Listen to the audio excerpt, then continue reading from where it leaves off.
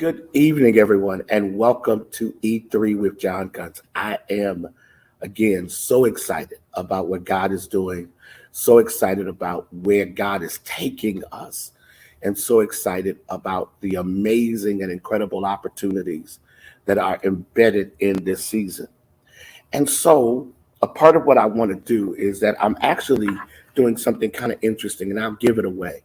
I'm actually going back and looking at some of the E3 content from previous seasons. I haven't run out of content, but I started really praying, and the Lord said to me, go back and kind of reteach some of the stuff that you taught in previous seasons. Because a part of the genius of E3 is that the information is so amazing until it can produce continual growth. The information is so amazing until it can produce continual growth. And so, part of what I want to do today is that I kind of want to talk you through this whole idea of living with urgency while executing strategically. Living with urgency while executing strategically. Write this down. Write this down. Urgency is not panic. It's a demanded sense of responsibility within an opportunity. Urgency is not panic, but it's this kind of weighted sense of responsibility within an opportunity. Urgency is not panic. It's this sense that there's something in front of you that you've got to pursue. And if you do not do it with a sense of right now-ish, you will mismanage it. One of the most amazing things about living life with urgency is that you find yourself making decisions within the moment that produces the ultimate outcomes that you believe, according to Jeremiah 29. This is my Bible verse moment. Jeremiah 29, I alone know the plans I have for you. I know the plans I have for you. I am aware that there is a set of plans that I've devised for you, only for you. And I want you to absorb a commitment to seeing those plans lived out. I alone know the plans I have for you. Plans to bring you prosperity, plans to bring you fulfillment, plans to bring you into a place of prosperity, plans to bring you into a place of productivity. I alone know the plans I have for you, right? And so when you live with urgency, you are pursuing clarity about those plans. I shared in our morning prayer call today that I'm reading Ephesians chapter 5. We're all supposed to read Ephesians chapter 5. And so I was reading Ephesians chapter 5 this morning, and it hit me like a ton of bricks. There's a verse, and let me find the verse. That might be better. Let me find the verse. Yes, Ephesians 5:10. Ephesians 5:10. And it says, try to learn what pleases the Lord. That's how it reads. But when I read it, what I heard was live a life of urgency by seeking the knowledge that pleases God. Live a life of urgency by seeking the knowledge that pleases God. And so this idea of living with urgency is really an amazing thing, because when you live with urgency, you are basically going after something that really does have a clock to it. It has a clock to it. It can end at any moment. That window can close. And so if you're sitting in an opportunity, that window can close. So let me say a couple of things to you that are important. The first thing is that to live with urgency is to live with humility. To live with urgency is to live with humility. What does that mean, Bishop? Here's what it means. When I am living with urgency, I am open to the voices of others who can help me take advantage of it. But also when I'm living with urgency, I am seeking God in a way that ensures that I don't misappropriate what is an obvious opportunity for me. See, the truth of the matter is that God has given us all these amazing opportunities, right? That's the first thing you got to understand about God. God has given you an amazing opportunity. God offers opportunities in life. God offers exits. God offers entrances. God offers possibilities. God warns us against negativities. And so at the end of it all, when you understand the power of God and the strength of God, and you understand the opportunities extended to you, then what you learn to do is you learn to live with humility. Because humility allows you to manage with urgency those opportunities that you must now execute strategically. But here's the other thing. It's about building partnerships that advances vision. Ben Stein, and this became one of my favorite quotes, writes, personal relationships are the fertile soil from which all advancement, all success, all achievement in real life grows. Personal relationships are the fertile soil from which all advancement, all success, all achievement in real life grows. One of the things I've discovered, and I really want to press this, I've discovered that when I am in my good relationship space, I'm in my strength. That when I'm in good relationship space, I'm in my strength. When I'm in bad relationship space, I'm in my weakness. Relationships is what I do well, right? I think I do relationships well. And I've learned how to build relationships whereby vision is advanced, whereby the purpose of God is achieved. I've learned that by building out the right types of relationships, I have the ability within those relationships to pursue the very things that are in my grasp. And so one of the things that I want everybody to recognize as you're listening to me today is that these kind of relationships take work. Relationships that advance your vision, your life's vision, takes work. I gave you one trait, humility, but let me show you some other things. One, you need to be able to express value for the relationship. You got to be able to express value, which means if a relationship is going to benefit me, right? If a relationship is going to help me achieve vision, whatever that vision may be, I have to see the value within the relationship, and then I have to communicate that value. I have to show the person or persons that are a part of the urgent execution strategically of vision. I have to show them that they are valued by me.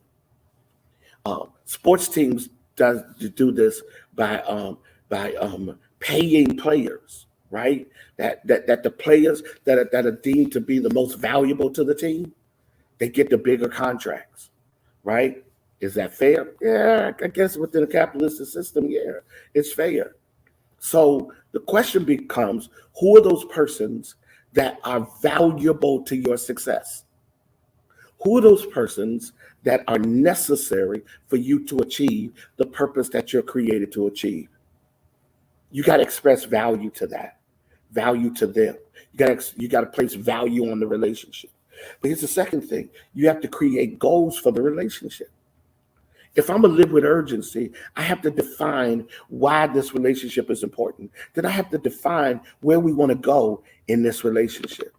Where do we want to go? What are the outcomes that will measure that we've been successful?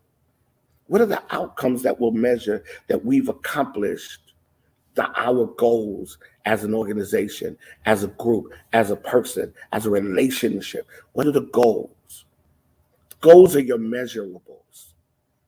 But here's the third thing. Because relationship is valuable, you got to fight the tendency to overreact in conflict. You got to fight the tendency to overreact in conflict. This is so good. But one of the things I love about my relationship with my wife right now, and it really is a blessing, is we really are learning how to control our emotions when it comes to conflict. And don't get it twisted. We have our conflict. Lord have mercy. I can be pouty sometimes, and she can go to the shutdown thing. But you know what? Let me rephrase that. She really doesn't do that anymore, which is really amazing. I still kind of pout a little bit, right? but what's interesting is the fact that I love the way neither one of us within our relationship overreact to conflict. I love the way neither one of us overreact. Again, and it's real easy to overreact. You can get in your feelings and you can walk around and you can be angry at the world. You can get in your feelings and you can be unavailable and inaccessible. You can get in your feelings and you can act like everybody is just, people are just the worst people in the world and you can't stand them and da da da. You can get in your feelings. We all can. We all can get in our feelings. We all can. But the thing that I want you to grasp is that getting in your feelings works against where you want to go in life. The reason why you got to protect yourself is that getting in your feelings works against where you want to go. You don't want to get in your feelings because when you get in your feelings, you set yourself up for the worst of things. So you got to fight this tendency to get in your feelings, to allow conflict to kind of move, because here's what conflict does. Conflict stagnates your commitment to urgency. Make sure you get that. Conflict stagnates your commitment to urgency. That when you get in your feelings, when you overreact to conflict, now the conflict becomes what you're concerned about and not what you're trying to achieve.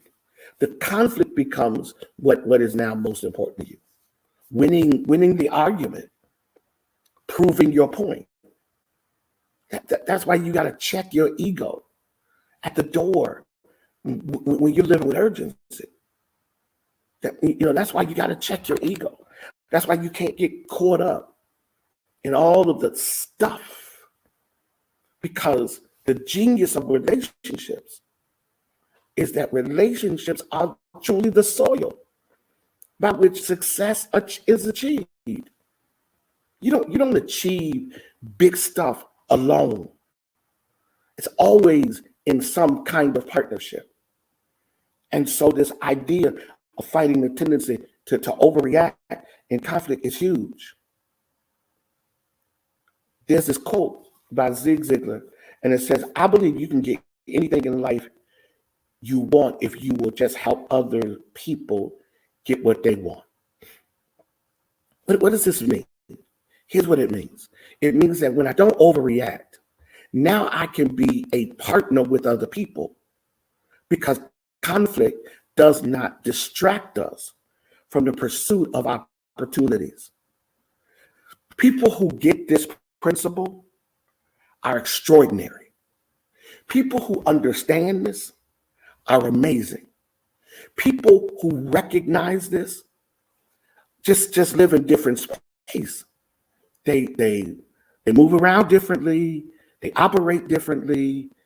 They refuse to be drawn in to negative spaces because they understand that being drawn into negative spaces, man, this is really good. Being drawn into negative spaces ultimately produces greater.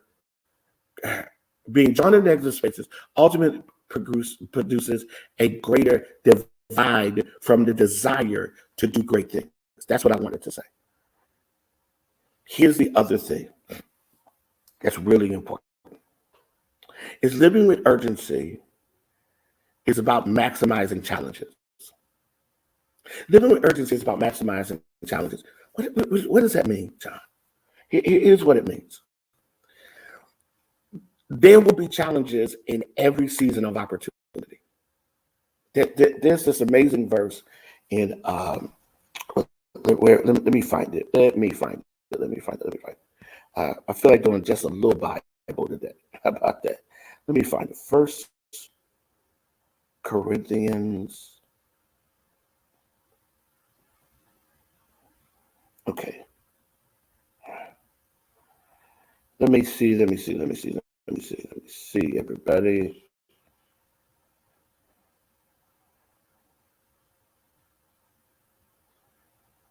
$16. Okay. Here it is.